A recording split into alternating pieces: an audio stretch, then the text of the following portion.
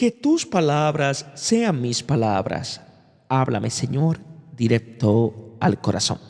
Feliz Pascua de Resurrección. Te habla tu hermano y amigo Dreni del Rosario. Y en esta sección, un solo evangelio, vamos a leer y contemplar el evangelio que corresponde al día de hoy, 21 de abril. Está tomado del evangelio según San Juan, capítulo 6, versículo del 1 al 15. Y toda palabra de Dios la leemos en el nombre del Padre, del Hijo y del Espíritu Santo. Amén. Después de esto se trasladó Jesús a la otra ribera del mar de Galilea, el de Tiberíades. Y mucha gente le seguía porque veían los signos que realizaba en los enfermos. Subió Jesús al monte y se sentó allí en compañía de sus discípulos. Estaba próxima la Pascua, la fiesta de los judíos. Al levantar Jesús los ojos y ver que venía hacia él tanta gente, preguntó a Felipe: ¿dónde nos procuraremos panes para que coman estos?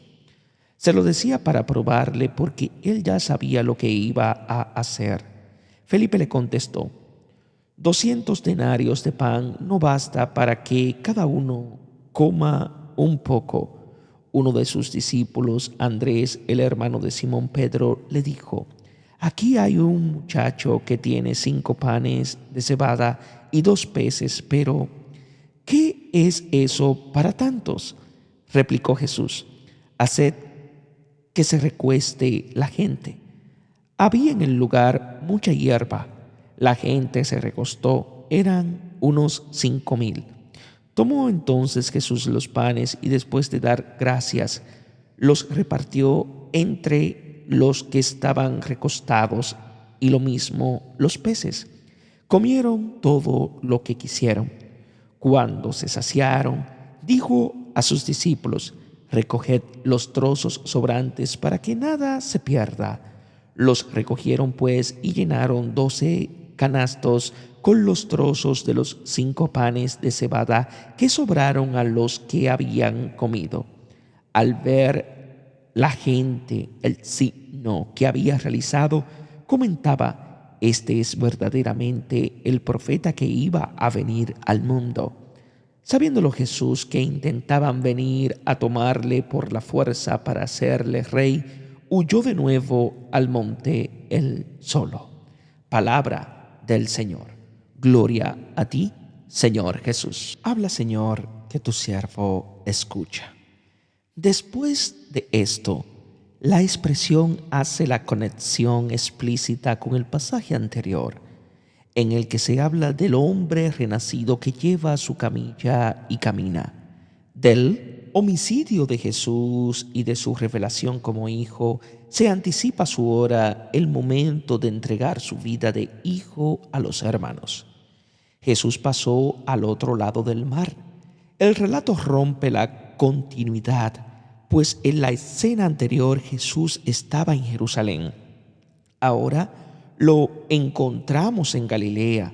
Es el principio del nuevo éxodo, la salida de la esclavitud del pecado a la libertad del Hijo. La decisión de matarlo da ocasión a este éxodo en el que también proveerá a todos su pan.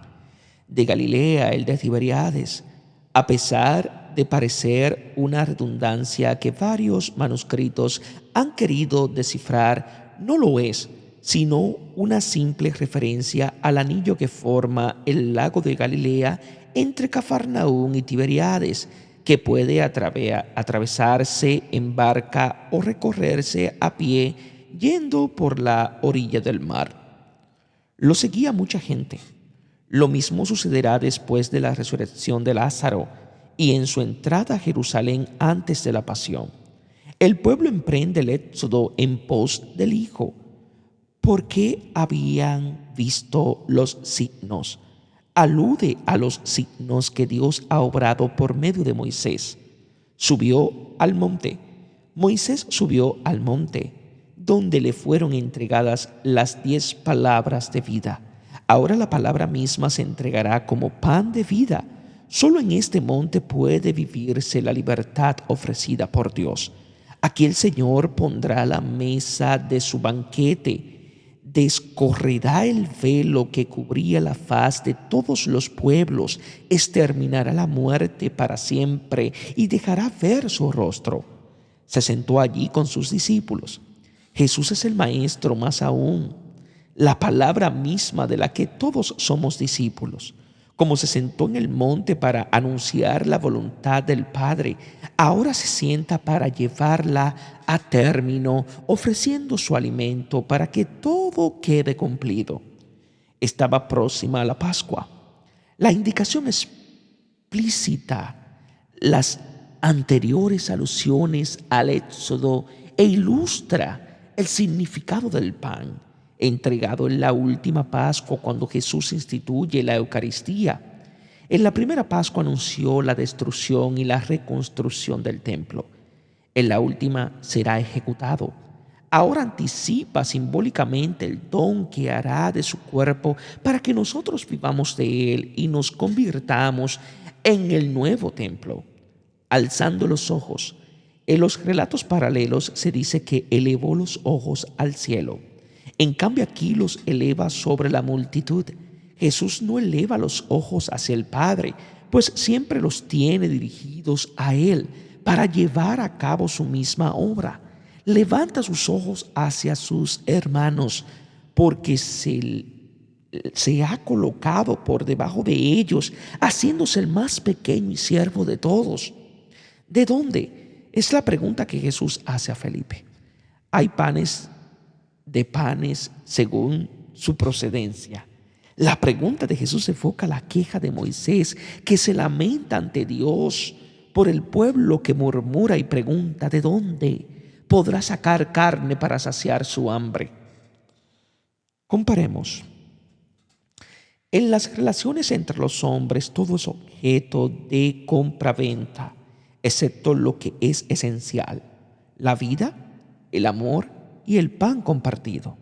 La invitación al banquete mesiánico preparado por el Señor sobre este monte para todos los pueblos habla de comprar y comer sin dinero y sin gasto, de no gastar los bienes propios en lo que nos hacía. Resuena en él la invitación de la sabiduría a comer su pan que hace vivir y caminar por el camino de la inteligencia. Pan. El hombre tiene la vida, pero no es la vida.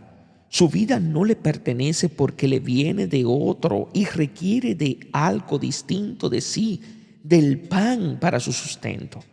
Pero hay panes de panes. Hay un pan que se compra y se vende que genera contiendas y muertes. No es este ciertamente el pan que hace vivir, más bien a él se sacrifica la vida. Pero hay otro pan que se recibe del Padre y se comparte con los hermanos en el amor mutuo que transforma nuestras necesidades en lugar de relaciones y de comunión. Este pan no solo conserva la vida, sino que nos da la propia vida del Hijo para que todos coman. El trabajo del hombre le provee la comida, le hace vivir, pero ¿cómo se come? Mientras el animal devora su pasto a solas en la pesebrera o disputa su presa con su rival, el hombre está hecho para comer habitualmente en torno a la mesa con sus hermanos. El fast food, la comida rápida que se consume en medio de la prisa y a solas, sacía el hambre del animal, pero no la del hombre. Realmente su vida y su muerte dependen ante todo de su forma de relacionarse con el pan. Lo decía para ponerlo a prueba. El pan es para nosotros el primer motivo de tentación, como lo fue también para Jesús en el desierto. En Número capítulo 11, versículo 13, Moisés tentó al Señor por no saber cómo procurarse el pan y mostrar su desconfianza. Aquí el Señor tienta al discípulo para inducirlo a tomar la alternativa que Él ofrece al pan que se compra, pues sabe bien lo que tiene en mente hacer. El sentido de su vida reside en dar ese pan, su carne entregada por nosotros. 200 denarios de pan. 200 denarios, que equivalen a 200 jornales de trabajo, alcanzan para procurarse este pan de sudor. El discípulo ignora de dónde procede el pan que Jesús se propone repartir. El suyo no es cosa que pueda obtenerse con fatiga, sino que es el don del Padre al Hijo, quien a su vez lo comparte con sus hermanos. A la economía violenta del apropiarse para poseer, Jesús contrapone la del Hijo, que así como recibe da y ama como se sabe amado. La primera es la economía de muerte del viejo Adán. La segunda es la del nuevo Adán, que hace revivir a los muertos y provee vida auténtica. Andrés, hermano de Simón Pedro, junto con Felipe se hace mención de otros 2 discípulos. Son los 3 primeros que siguieron a Jesús. En el don del pan, los discípulos cumplen un papel importante. Acompañan a Jesús en el monte, manifiestan su parecer, acatan la orden de hacer acomodar a la gente y al final recogen las sobras. En el medio aparece la acción de Jesús que ellos proseguirán realizando en su memoria. Hay aquí un muchacho, un chico insignificante, está en el origen del don para todos. Para el griego, muchacho es igual a siervo. Este chico que ha puesto su pan al servicio de los demás es imagen de Jesús, el Hijo que ha venido a servir y dar su vida por sus hermanos y que convida a los discípulos a hacer otro tanto. 5 panes de cebada. Es el pan de los pobres. Alude a Segunda de Reyes, capítulo 4, versículo del 42 al 44, en donde alguien ofrece a Eliseo 20 panes de cebada y de cénteno para saciar el hambre de 100 personas, en tanto que allí son 20 panes para dar de comer a 100 personas. Un pan alcanza para 5. Aquí son 5 panes para 5,000 personas. El don del Hijo es 200 veces mayor que el del profeta. Es realmente la desmesura, la prodigalidad del don. 2 pescados. Es el refrigerio del niño. Lo que tiene solo alcanza para su necesidad. Es su sustento de aquel día que una vez entregado se multiplicará como alimento sobreabundante para todos. Ese niño evoca la persona de José, el hermano menor que sacía el hambre de sus hermanos. Mientras Felipe hace cuentas de lo que se puede comprar por fuera, Andrés calcula lo que está disponible dentro. Si el dinero no alcanza para el pan que hace falta, el pan que hay basta para una sola persona. Pero precisamente será el don de uno solo el que calmará el hambre de todos. Porque cuando cada uno da lo que tiene, se realiza plenamente como hijo del Padre y hermano de los demás. Este y no otro es el pan que sacía. No se necesita más. Basta compartir lo que se es. La vida del Hijo es la relación que procede del pan compartido. Con el equívoco del pan sucede lo mismo que con la vida. Siempre se cree que falta o que hay que conseguirla. Lo que hay siempre parece insuficiente, que alcanza solo para uno y solo para un día. El hombre piensa siempre en un pan que se posee, que hay que comprar y acumular para mañana. Pero el pan es como la vida, que es la de hoy y que es un don. Solo se la tiene si se la da. Igual que la respiración, que no se puede contener ni acumular, que no puede verse más que como don y como abandono. Es interesante advertir el detalle de que la suma de los 5 panes y los 2 pescados da 7, número que alude al perfeccionamiento de la creación. Este escaso alimento, al ser compartido, es la vida del séptimo día, coronación y plenitud de toda la creación. Hagan que la gente se recueste. Del Señor es la iniciativa del banquete y actúa en primera persona. Los comensales no se sientan, sino que se recuestan como convidados de un espléndido banquete, el banquete mesiánico. Había mucha hierba. La hierba se seca y se marchita, pero la palabra de Dios dura por siempre. El Hijo está a punto de repartir no es un alimento que perece, sino que permanece eternamente. En el lugar del pan evoca aquel lugar donde se adora al Padre en espíritu y verdad, y donde el Hijo ha curado al hermano enfermo, aquel donde Jesús fue arrestado, condenado y crucificado, aquel donde fueron depositados los signos de la muerte y donde están las heridas del resucitado que hay que ver y tocar. Es el lugar en el que el hombre se siente en casa, el que Jesús ha venido a prepararnos. Casi 5,000. 5 son los panes, 5,000 las personas. Un solo pan basta para 1,000, para una infinidad de personas. Tomó los panes. El hombre toma el pan, la vida. Se puede tomar como Adán, que arrebata para poseer como propiedad. Entonces el pan está envenenado de muerte, nos divide del Padre y de los hermanos. Habiendo dado gracias, literalmente, habiendo hecho Eucaristía, el tomar de Jesús es diferente del de Adán, porque es el Hijo que lo recibe todo, incluso su propio yo, como don del amor del Padre, como lo hace el mismo Padre que se da a Él.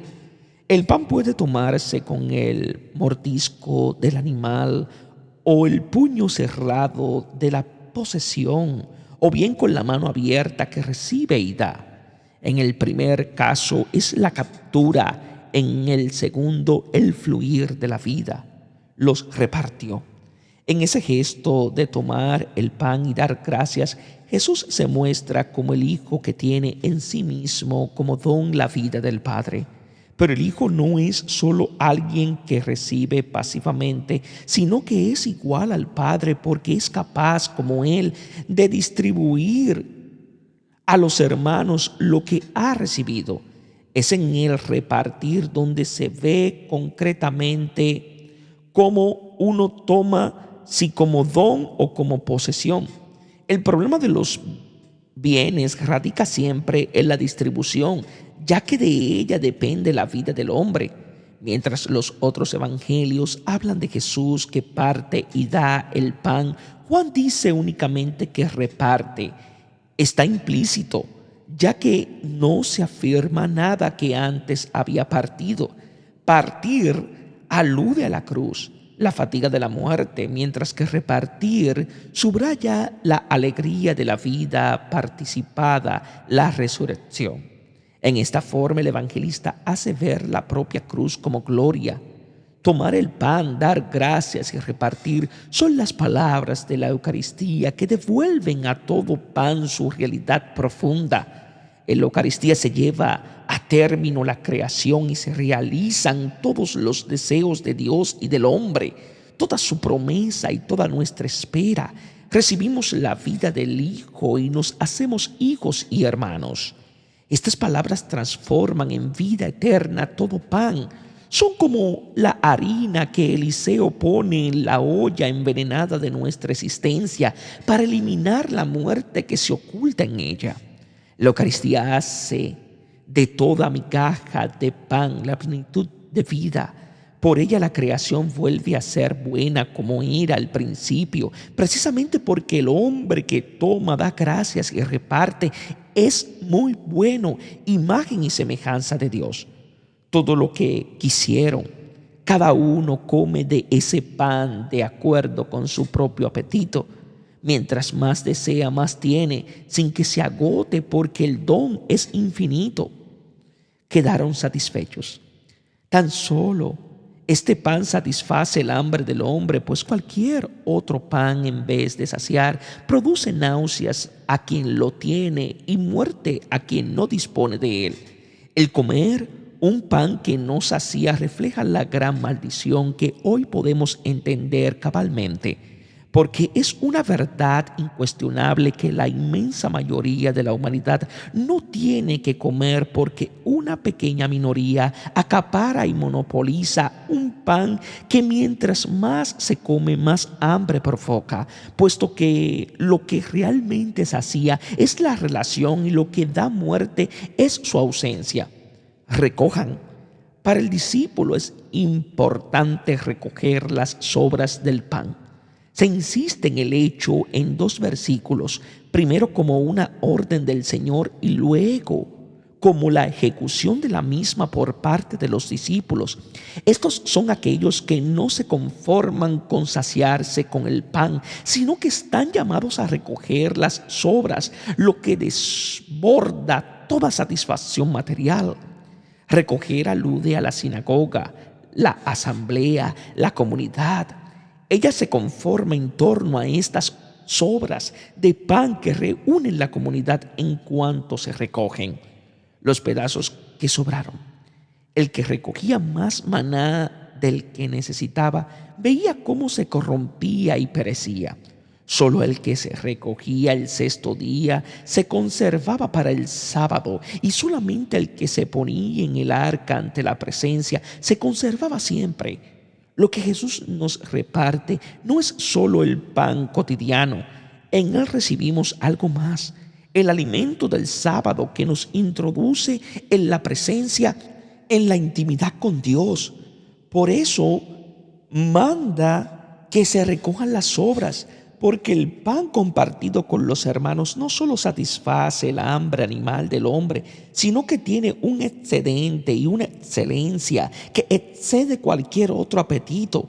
Jesús quiere suscitar el deseo de estas sobras, esa necesidad de tener hambre, no del pan que perece. El pan dado como todo don es signo de estas sobras, para que nada se pierda. Estas sobras no deben perderse, puesto que representan la vida del Hijo, salvación de todo y de todos. Recogieron. Los discípulos obedecen la orden y se mezclan entre la multitud para recoger las sobras, que las hay por todas partes, por cuanto todo ha sido creado por medio del Hijo y en Él tiene su consistencia, porque Él es vida de todo cuanto existe. La comunidad de los discípulos no se conforma para ser una simple guardiana de tales sobras, por cuanto su misión consiste en buscarlas en todas partes. Los discípulos obedecen el mandato del Señor, aún sin entenderlo del todo, pero ¿quién podrá comprender jamás tal don? A pesar de no captar propiamente el significado y el alcance del signo de Jesús, como lo reflejará enseguida el episodio en la barca, lo conservan y lo transmiten día tras día. Dios ya se nos ha dado, espera que vivamos de Él, así como Él vive de nosotros. Llenaron. La superabundancia de las sobras que permite a los discípulos recoger 12 canastos llenos representa la superabundancia de las bendiciones de Dios. 12 canastos. 12 son los meses del año, como 12 son las tribus de Israel. La plenitud del don de Dios es suficiente para siempre y para todos. Del pan compartido sobreabunda una cantidad exacta que abarca la totalidad del tiempo y de las personas. Al ver el signo, los comensales del pan intuyen el hecho como un signo de Dios, porque ¿quién es el único que puede proveer esa sobreabundancia de pan?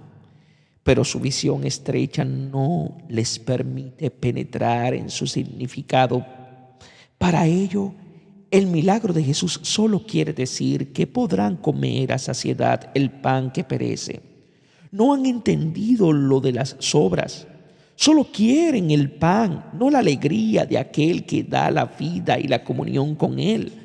Su reacción pone al descubierto la ambigüedad inherente a todos los milagros. Él verdaderamente el profeta.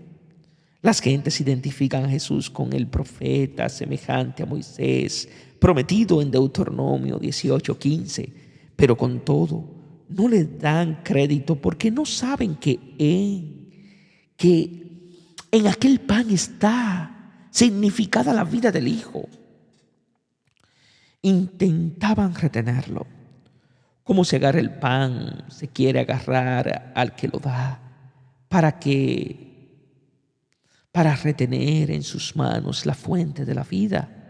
Es el antiguo y repetitivo gesto de Adán que quiere hacerse dueño del don, negando a quien lo da, para hacerlo rey. El rey es aquel que tiene poder sobre todo y sobre todos. Es el hombre ideal, el que todos quieren ser. En cambio, Jesús es el rey, el Hijo igual al Padre, porque se pone en manos de todos. Como el pan que acaba de repartirse, no domina a nadie, sino que pone su vida al servicio de cada uno para que sea libre. Conseguirá efectivamente el título regio escrito en hebreo, latín y griego justamente en la cruz. Se retiró de nuevo al monte. Retirarse en griego anachoreo, de donde viene anacoreta, significa separarse yendo a lo alto, a una región superior. Jesús vence la tentación de convertirse en rey, retirándose al monte, a la intimidad con el Padre. Busca la gloria del Padre, no la suya. Y la gloria de Dios es el hombre libre a su imagen y semejanza. Jesús no se sirve del pan para esclavizar a los hombres, sino que se hace servidor suyo para librarlos. Él solo. El Hijo, por más que esté solo, no está nunca solo, sino que está siempre con el Padre. Por eso sabe elevar los ojos a sus hermanos, compartiendo con ellos su vida de hijo. Que Dios os bendiga en sabiduría y en santidad.